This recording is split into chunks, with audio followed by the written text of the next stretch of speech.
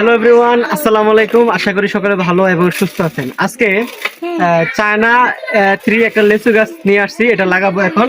এই যে গাছটা দেখেন, এই খুবই সুন্দর। দিয়ে আসো। খুবই সুন্দর একটা গাছ। এটা অলরেডি একটা, দুইটা, তিনটা, চারটা, পাঁচটা ডাল আছে। হয়তো ভালো হবে ইনশাল্লাহ। আর আমরা দেখতে থাকেন কিভাবে লাগাই। এই যে এখান থেকে একটা চাকি দিলাম, স্যানিটারি চাকি, এটার মধ্যে গাছটা রোপণ করবো। সবাই দেখবেন আর সবাই দোয়া করবেন।